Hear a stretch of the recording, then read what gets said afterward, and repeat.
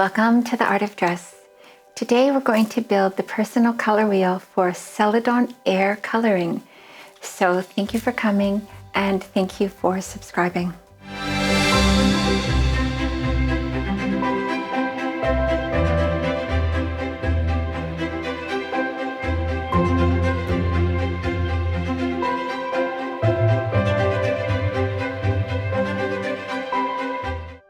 Josephine Skriver has Celadon Air Coloring. You probably remember that she is also refined natural and she's also sculptural. So today we're going to see a little bit about how those other factors work into her color wheel. So in order to build any color wheel, we have to go back to the color wheel for humans, the overall color wheel, which I'm calling the element color wheel, because the colors divide themselves into their elements: fire, air, water, and earth.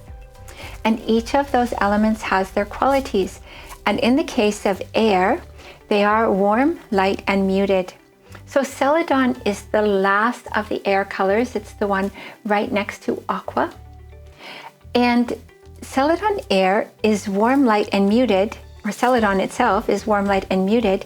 But the one interesting thing about coloring is that when you wear a color, you usually wear the color that's opposite on the color wheel, which is your complementary color.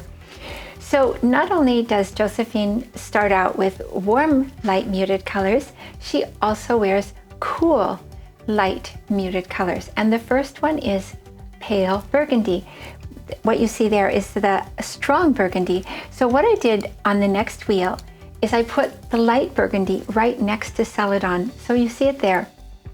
Now that gives us one set of light and muted colors. But does she wear more? Yes. And so how do we find those? So if you'll notice that there is a planet outside of the color Celadon, and that is moon. So she's going to wear another set of colors connected up with moon, because every planet has two sets. So if we look at the wheel like this with all the other colors blocked out, you can see that the other color for moon besides Celadon is plum. So Josephine is also going to wear plum and ochre. So the ochre is a light color, and these are her light colors. Remember, these are not her strong colors. So if you look across the wheel from plum, there you see the light ochre and the light plum, and those are Josephine's colors. So now let's look at how they look on her. So here she is in Celadon, and it is just stunning. So what's happening to her skin with her colors, I just want to point out, first of all, how healthy her skin looks. Very glowy, and also wearing the colors that suit you, they don't really bring color into your face per se. There's some, the skin tones are there, but it's more like eliminating under eye circles and just making you look so radiant. So here you see Josephine looking radiant. And then her second color then is going to be burgundy.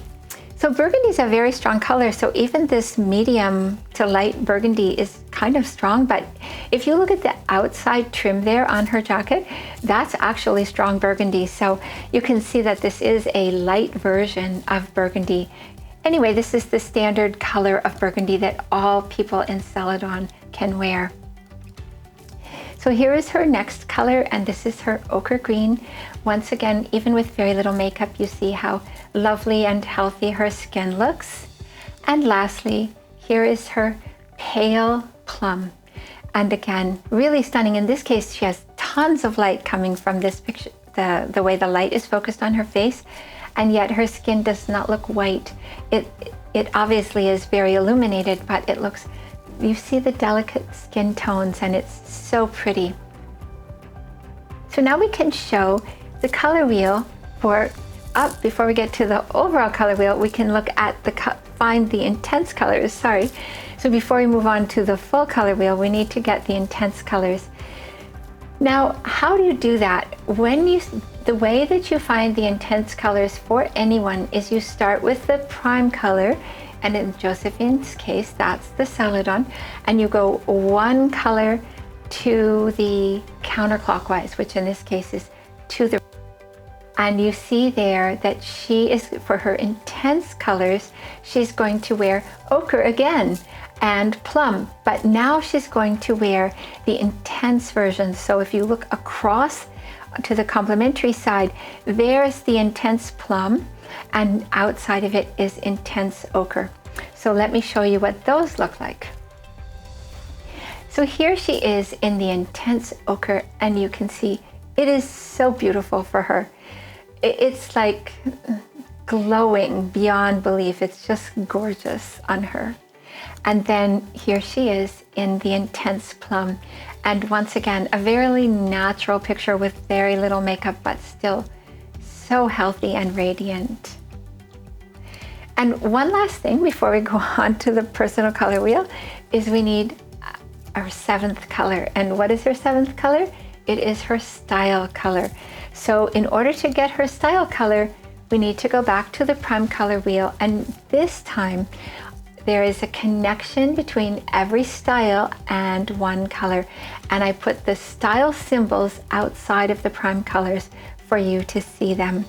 So if we look for the refined natural style symbol, we find it at Celadon.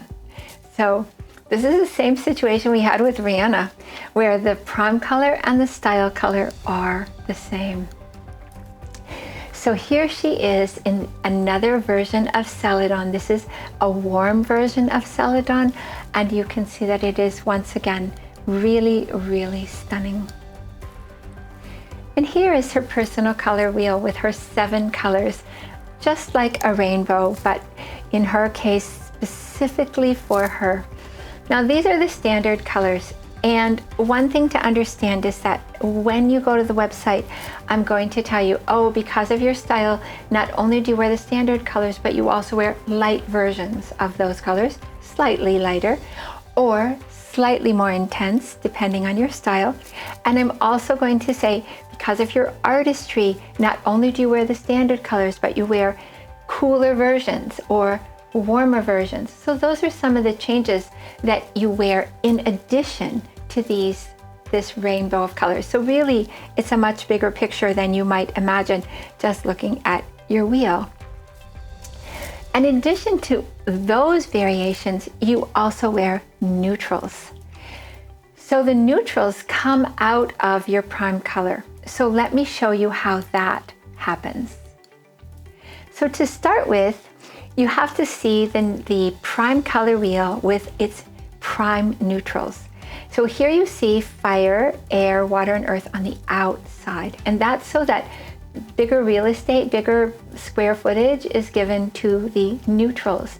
And you can see that the fire colors all wear a version of black, and the air colors beige, the water colors white, and the earth colors navies.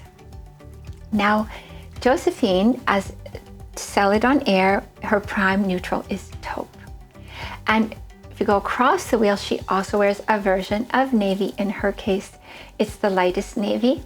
And then she also wears a version of black, which is, in her case, the lightest black, Oxford gray. So let me show you what this is like for her. So here you see her in her taupe.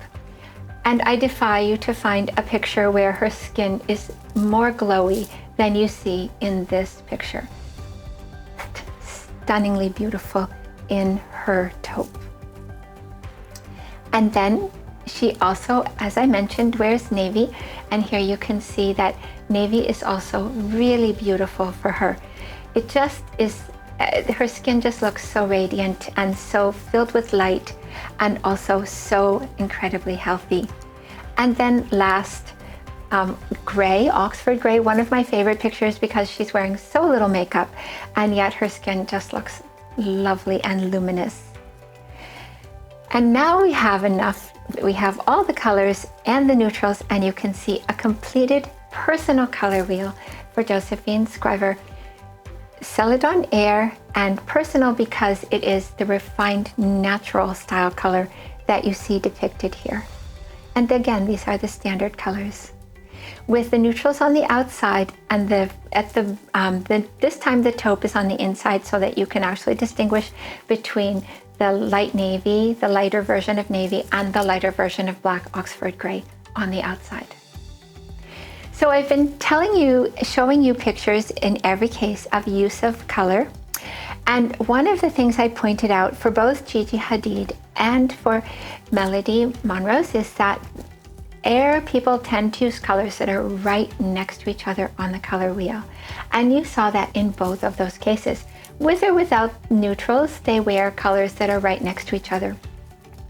So I wanted to give you one more example of this, a really interesting example of one of Josephine's outfits.